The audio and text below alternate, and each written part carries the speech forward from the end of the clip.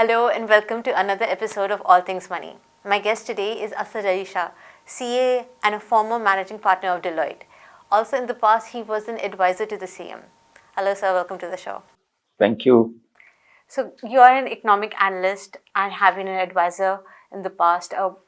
Recently, there has been a lot of talk about Pakistan meeting its fiscal targets or not meeting its fiscal targets.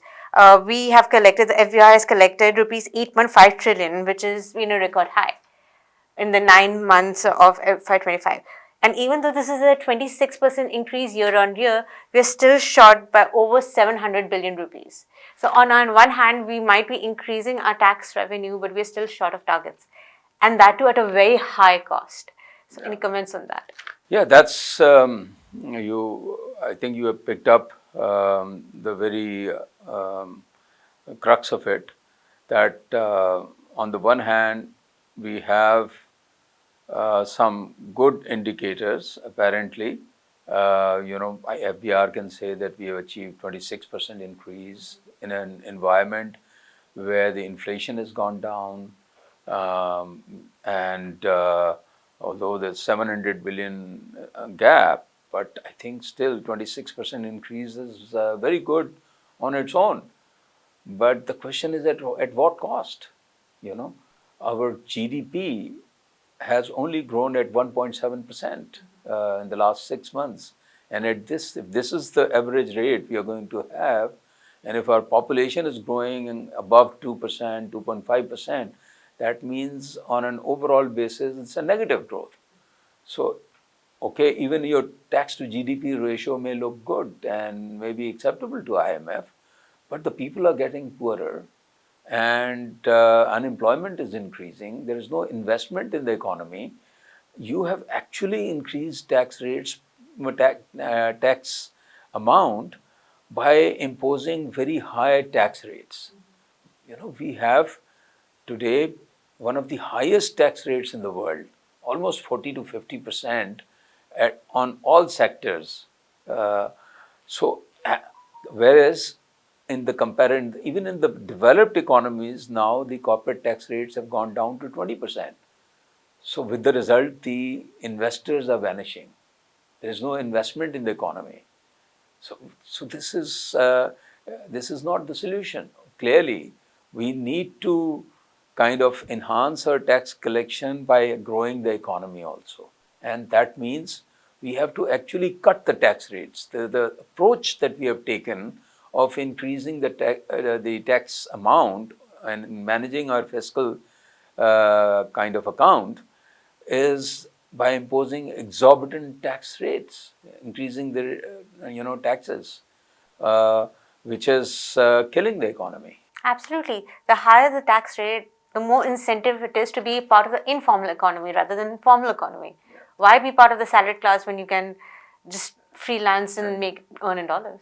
And that's one of the biggest problems. You see that we already have a cash economy, an informal economy, one of the highest, I would say, and that is further increasing. So with the result, when you are in informal economy, you are actually focusing on having double books and saving on tax evasion rather than doing any innovation. So you will remain small. People just they make money compared to our economy. Some of even our big companies are peanuts when we compare them with the global economy and with other emerging markets. You see, I mean, for example, look at our total market cap of our capital market today is how much? Maybe $55 billion. We were $100 billion in 2017. Absolutely. We keep praising the Pakistan Stock Exchange, but in dollar terms, it has gone down. It has not gone up because of the rupee depreciation. And look at the comparison where Indian economy has gone. And people say that don't compare ourselves, we are not comparable. Why are we not comparable? I mean, go back in 1990, Pakistan's GDP per capita was highest in the region, higher than India and even higher than China. But few months back, you must have heard Mr. Ratan Tata died. And at that time, I did a comparison that this Tata group, which is not one of the largest groups there, there are Ambanis and there are Advanis and others, but just Tata, their market cap is $400 billion. More than Pakistan's total Entire GDP. Pakistan stock market, yeah, and the GDP as well. So, and our total stock market is $55 billion. So, what does that indicate? And by the way, this $55 billion is one reason is that it is highly concentrated. These are either the public sector companies, monopolies like OGDC and PPL and Mari, right? Or in the private sector again, because 90%, 95% of the shares are concentrated, they are with the owners. So they have kept the prices higher. It's not the general investor. I mean, the number of total investors in Pakistan stock market is hardly 300,000, or active investors would be probably 15 to 20,000. So there is no investment in our capital market. When the Pakistan Stock Exchange is booming, it's basically the family businesses and the elite that are pocketing the increase. Otherwise, it's not the common man. It's not a good indicator. It's also only secondary market, right? The real purpose of a capital market is to raise money for the companies. If you look at last few years, on an average, there are one or two or maybe 4 or 5 new issues, and the total amount raised is maybe 5 to 10 billion rupees. I was hearing speech of one of the, I think it was CEO of Infosys, again talking about Indian economy. So they are raising billions of dollars. I think last year they probably, it was something like 25 to 30 billion dollars that the companies are raising. And the number of IPOs are one of the highest in India.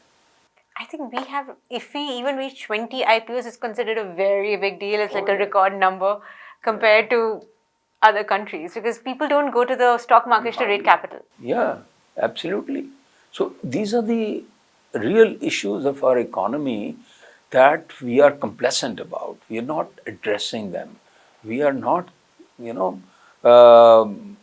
and as I've said in one of my social media posts also, in today's post, that basically, and we are in number 25th IMF program, probably Pakistan has obtained largest number of IMF programs in this period. We are their single largest customer, perhaps, or frequent customer, right? But the thing that I think the IMF and the World Bank and our multilateral donors and our policymakers need to really think, are these recipes which we have been following since last 30 years, if the IMF prescription was right, our tax base should have been very large now. Our tax to GDP ratio should have been 20% or 15%. If that has not happened in so many IMF programs, how do we expect that it will be different? And then this time, the approach that we are taking is, okay, you can improve the tax to GDP ratio. The simplest way is to cut your GDP, The simplest, most harmful. Yeah. But then that will kill the economy. It is killing the economy. It is killing the economy. That's what I'm saying. That this prescription, I think we need to, either we are negotiating our programs well, we are not rethinking how we have been kind of, why our country has not progressed. I think if you look at, as I say, if you want to see which are the economies which have progressed, which have achieved prosperity for their people, there are two fundamental factors. Very simple. Look at any economy which has advanced. One is the human resource, the quality of human resource, their education, their skills, their health. And the other is the entrepreneurs, how dynamic are they entrepreneurs? You know, uh, and in both things. I mean, if we look at our quality of our human resource, I mean, in this day and age, in 21st century, in the age of AI, half of the children, school-age children, don't go to school. 40% of our children are stunted. So we are one of the worst countries, unfortunately, in terms of these social as well as economic indicators. And on top of it, we are also insolvent. So what we are trying, I have fundamental issue with our approach, the approach that our policymakers have taken. Doing the same, as Einstein said, doing the same thing again and again, and doing exactly what actually has caused this problem is insanity. So we need to do a causal analysis why we have not progressed and address those issues. We are not even trying to, understand what is the cause of our backwardness, what are the real causes, and address those things. Unfortunately, we are not addressing those things. We are not doing any real structural reform. We are not improving our governance. If we could choose top three structural reforms before the budget or be implemented in the budget, what would those three be? You see, first of all, we need the most important thing is the governance and the quality of leadership.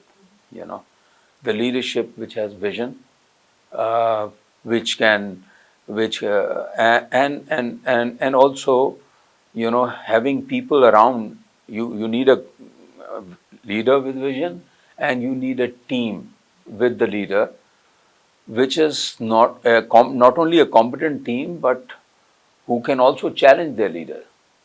The great leaders actually create, people who can challenge them. Allow themselves to be challenged. Yeah, and allow them, so you create that psychological safety. What I've seen is, and I've remained in the cabinet myself and the government system, unfortunately, our culture is that only those people, get close to the leader who are praising the leader all the time. And our leaders love being praised. So this system is basically creating, teams which are complacent, which are not doing any new thinking. And I think they are very distant from ground reality because all they have around them are cheerleaders. They don't know what's happening.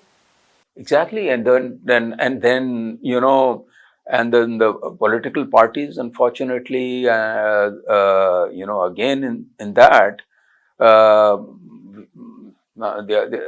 you will find that the key leaders are always they will only talk about praising their leader. They will, okay, it's fine.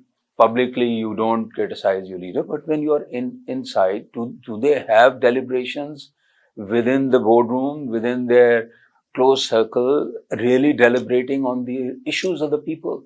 Why our outcomes are not improving? Why our education system is so horrible? Why our health system is so bad? Why our economic indicators are not improving, whereas others are progressing? So unless and until we challenge and kind of have frank discussions and question things, because all progress, mind you, as one of the greatest philosophers, Voltaire, said, and at that time it was men's society, so I'm sorry to repeat that. He said that judge a man by his questions, not his answers. See, we don't have answer to all the questions, but when we raise questions, we find answers to some of the questions, and some of the questions remain answered. So we continue the pursuit of solutions and knowledge, the real knowledge that is required. I think so much of our leadership is using the playbook that was used decades ago, the economic playbook, the political playbook. Yeah. You don't realize that the economy and the politics have changed so much, especially in the age of AI, in the age of data. That's exactly what I'm saying. I mean, this is the problem in our country, that our playbook is the same which was there in the 90s or even 80s.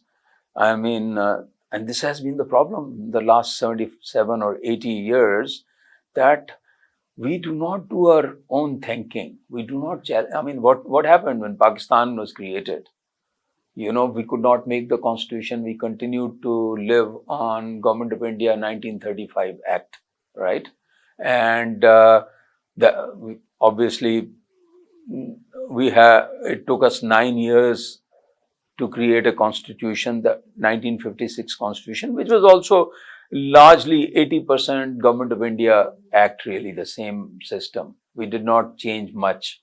So we have been doing copy paste, whether it is the constitution. And if you look at, by the way, 1973 constitution, by the way, and compare it with 1956, you will find that 80% of that constitution is again in 1973 constitution. So look at our laws. Our police act, is 1860. It's not even 20th century. It is 19th century. Many of our laws are coming from 19th century. So, we do not, and I think I also say that one of the bad things, there are a lot of good things that the British did, but one of the bad things they left to us is this following convention, doing tradition, working on the basis of our case law and things that, do the same thing which our forefathers did or their forefathers did, the convention, rather than challenging it. That has created so many legal barriers, especially patents, intellectual copyrights. I mean, why would a company invest in research and development, make a new product when that can be copied like this from within? Exactly. We always say that whenever you talk about new things, when people challenge, our kind of culture is that people say that we have always done things like this, and you're saying that we should not do this, And I mean, frankly, the two economies, by the way, that I would like Pakistan to look at, to learn, is one is India, and I think we should learn from our enemies also. Absolutely. Where the Indian economy has gone in the last decade, if we could implement some of that, especially the digitization aspect. There's a very interesting quote from Oscar Wilde. He said that I choose my friends for their good looks and companions for their good looks and my enemies for their intellect. So, there is some benefit. The other economy that we should really look at is the Israel. So because in Israel, one of the reasons why, I compare Pakistan more with Israel because, again, Pakistan and India created around the same time, also Israel around the same time, 47, 48. I think it would be very hard to innovate in Pakistan, given that even X is not allowed, VPNs are not allowed, internet availability is restricted. So, I mean, when the world is going towards 5G and Starlink, accessing internet is so difficult. I think innovation is a few levels above that. Absolutely. I mean, that's what I would also take you, again, giving the example of India. We were ahead of India till 1990, right? And of course, 1990, Narsima Rao and Manmohan Singh, they were in IMF program, but in the middle, they started doing reforms and then they never went back. Okay. So they started opening up and they followed the market economy. And the reason Pakistan at that time was ahead of them was that we were more efficient economy because we were already more market economy than India. India was a complete bureaucracy. Their leadership obviously did some good things. They invested in education. They created human resource, which later helped them. But their economy was largely more communistic, more socialistic. So with the result, obviously, their growth rate used to be less than 3%, whereas Pakistan's historic growth rate till 1990 was around 6%. Okay. But after they started opening up, and they already had good human resource, and later I would say, especially I mean, in the 20th century, in the last 24 years, they started growing 5%, 6%, and now they've become the fastest growing economy. And I will also give credit to Mr. Modi, because after taking over, this is his third term in 2014, he started immediately. He started Digital India program. In 2015-16, he did three things. He started this Digital India program, and through that, today, the reforms they did and some, the way they promoted digitization, India is today virtually the largest number of transactions are digital in India, even more than in China. I mean, if you want to buy Golgappas, you can just pay. Exactly. You can give beggars money digitally. Exactly. Yeah. So then they started the Startup India program. Okay, and the third thing he did is demonetization. Okay, so the big rupee notes, were done away, and so all of these things, these are 3 or 4 things which created this ecosystem of Digital India, and today they have one of the largest startup ecosystem, which is continuously changing. I mean, I was just, I have not seen last year's figures, but a year before last year, they are getting, now the FDI in India is around $85 billion, and half of it is coming in startups. So it's being now predicted that by 2035, India will have 1 million startups. So they'll have the largest startups in the world. So all of these things have transformed them. Look at the capital market. Perhaps they used to be 10 times of our economy, of our capital market, or maybe 12 times in 90s. Today, I told you, Pakistan's capital market is just $55 billion. They were about 3 months ago, $5.5 trillion. So now I think their market has come, it's going to, under a recession, and it's probably $4.7 trillion. But still, there is no comparison. Now there was a comparison in 90s, but it's because the reason why there is no comparison is because we have lagged behind. We have not progressed. We have not entered 21st century. So let us learn these things from even our enemies, which are good things. Absolutely. There's so many sectors that need reforms. Take circular debt, for instance. About 2 years ago in 2023, you raised KE's point that there was irregularities in their accounts, even though it's been privatized, and there was a conflict of interest in auditors as well. So we have so many examples within the circular debt sector, within the power sector, or be it the subsidies given to the textile sector, in which we rely on the government and we rely on loopholes rather than making a entrepreneurial spirit. So again, I think power sector is one major problem for Pakistan, and we can have a separate session on that. It's a lengthy discussion. But again, one reason why Pakistan has lagged behind, I'll pick up my earlier discussion when I was comparing India with Pakistan. The reason we were ahead of India till 1990 was that our dependence was more on private sector. Despite nationalization of 1970s, that period, still we had more robust private sector in terms of overall economy. Whereas in India, the public sector and the bureaucracy was totally in control. Everything, a lot of government subsidies, and it was a socialistic economy. From 1990, they started becoming more market economy. And despite, I would say that in 1990, we had, People's Party was more socialistic economy. And my family also is from People's Party. There were some good reforms also they've done. And but the world has moved on to the market economy. So Nawaz Sharif in 1990 started with privatization, and it was the right vision. But after that, if you see, I would say that PMLN has become more socialist than any other party. Even People's Party did not expand the public sector so much. On the whole, we have been expanding the public sector, the governments, the departments, the agencies. There are hundreds of agencies that we have created, which do nothing.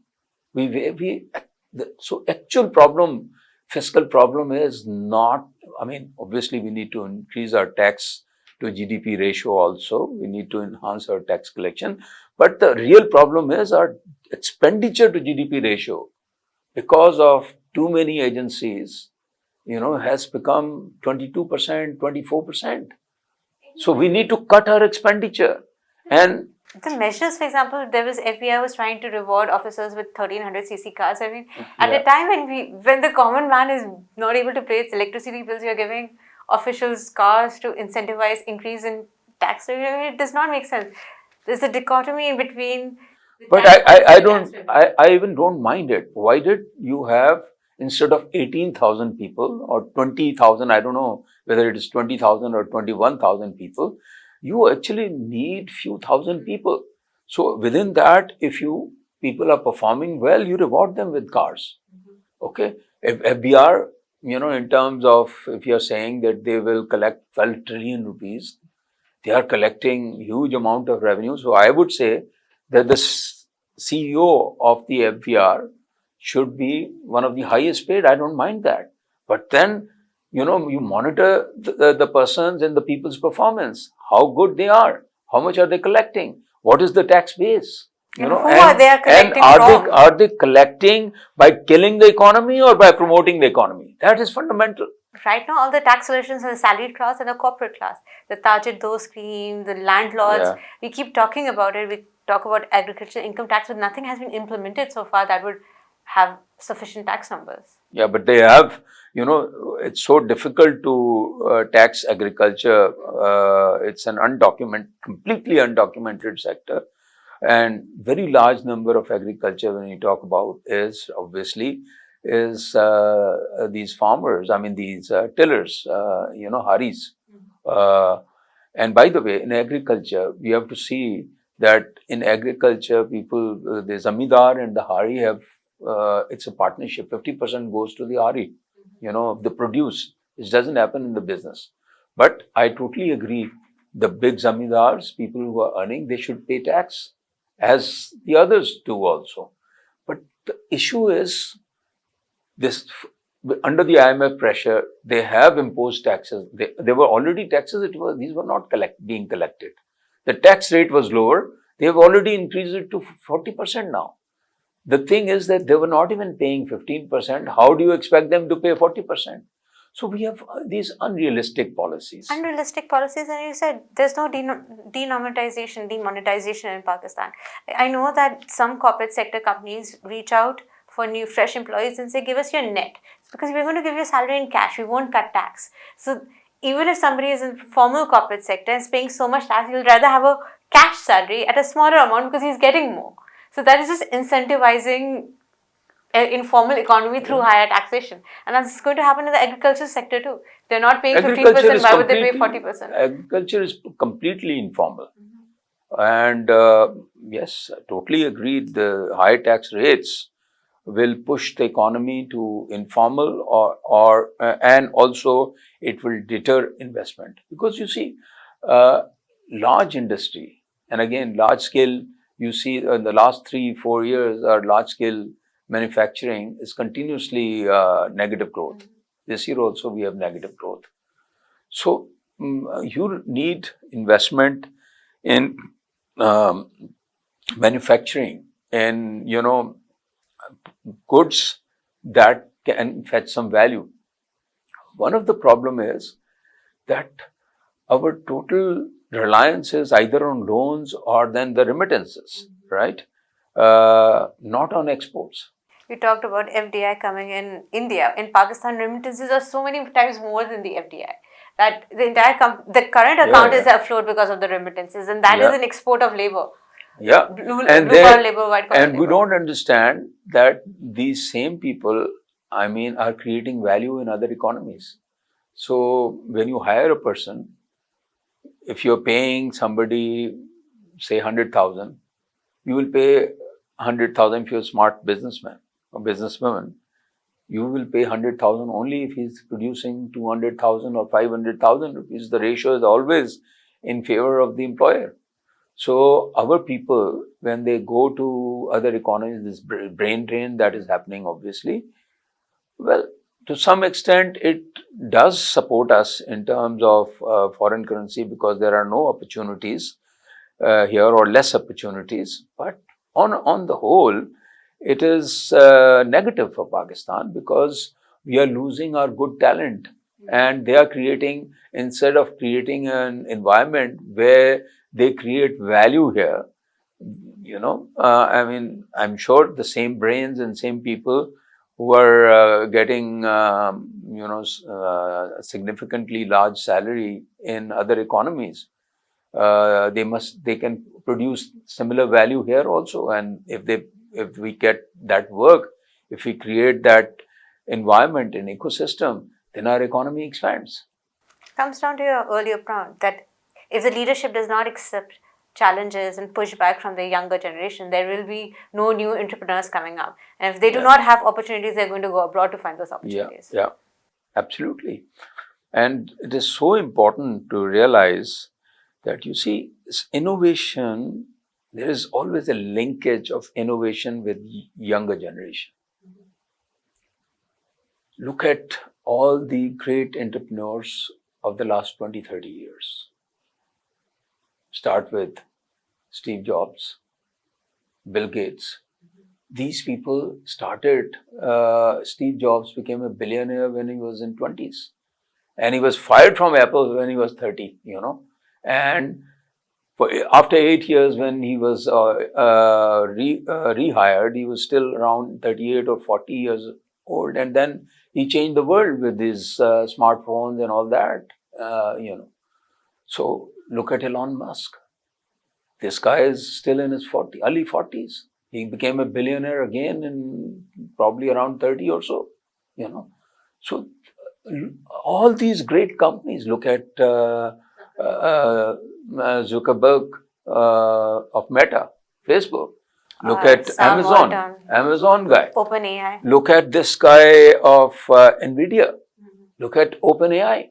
All of these people are, they started in 30s, became billionaires, in 30s or 40s, maximum 50.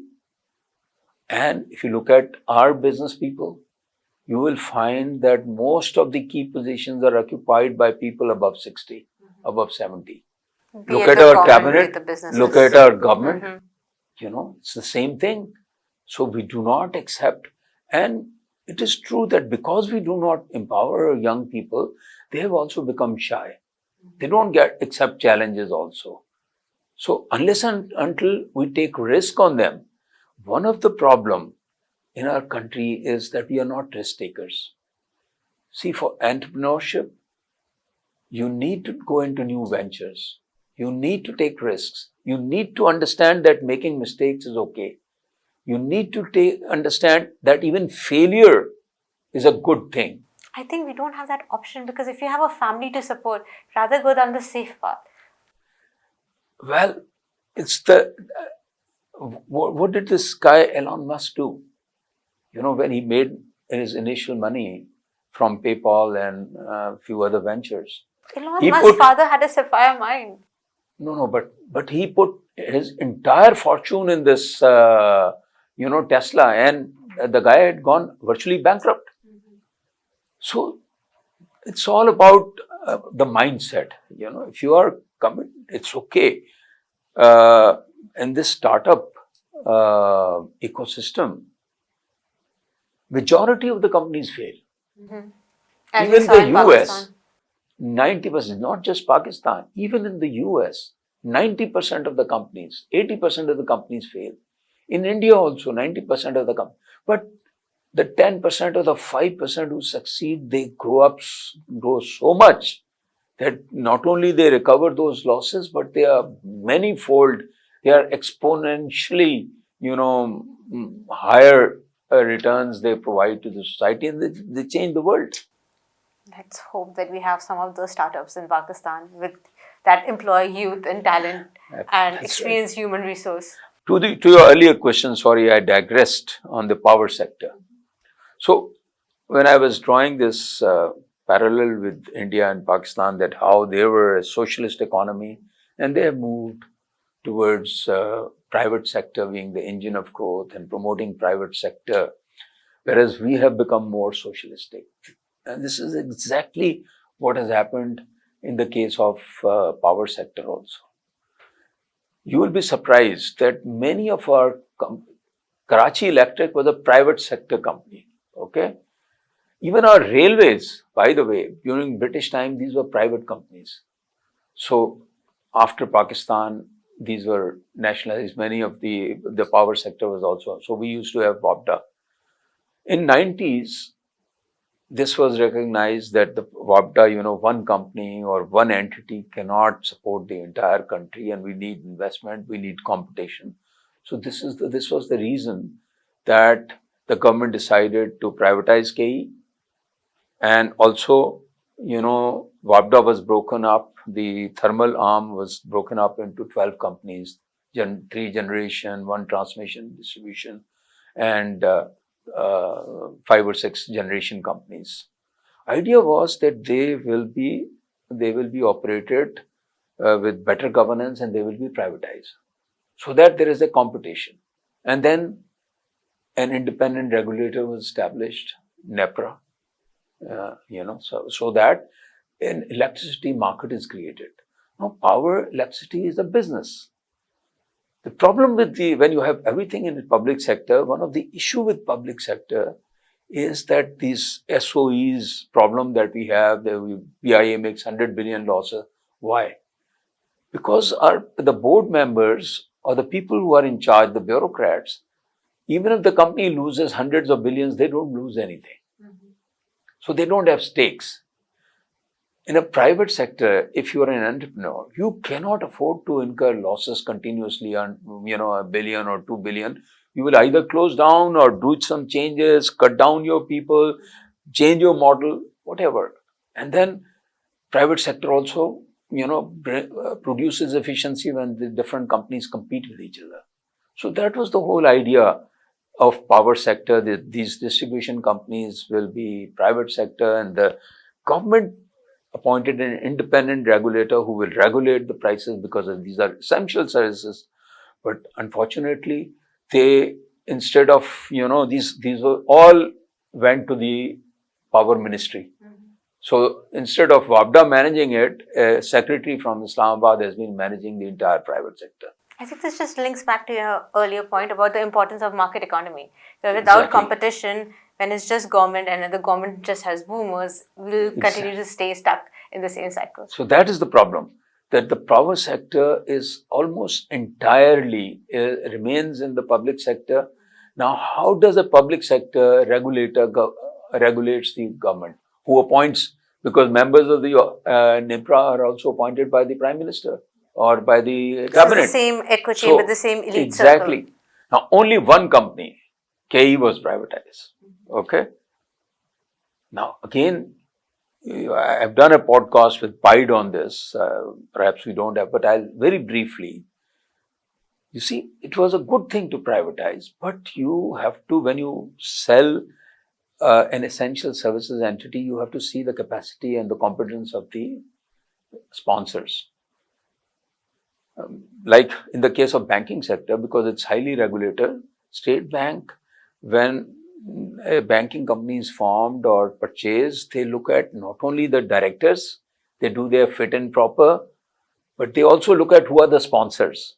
They also ensure that the sponsors have the right kind of capacity to run a bank. Now, this is the mistake that the Privatization Commission did. Now, you will be surprised that KE, there was a company, some Kanooz Watan company, on the record of privatization. Nobody knows what they do. And with them was this Hassan Associates. You remember there is a Hassan Square. They were builders. So they bid and they were the highest bidders. And it was announced that the Karachi, at that time, Karachi Electric Supply Company, 2005, it was going to be handed over. Now, at the very start, the first company, Kanooz Watan, they said they refused to pay the amount. They defaulted. So Hassan Associates, and I don't know what happened, they got this Al Jameh company, which is Saudi company, which is a transport company. So they acquired their shares, or somehow they became the parent company, with no understanding and knowledge of a highly technical power sector. Not only, and KE, mind you, is not just one company, it is many companies, many businesses within that. That is the only composite power company, because they have distribution, they have transmission, and they have generation also. So this was given in the wrong hands. And these companies, if you look at their, and I have given this, done this podcast with their annual reports from 2005 to 2008, they continued to incur huge losses. Okay, then they appointed, they had also appointed Siemens.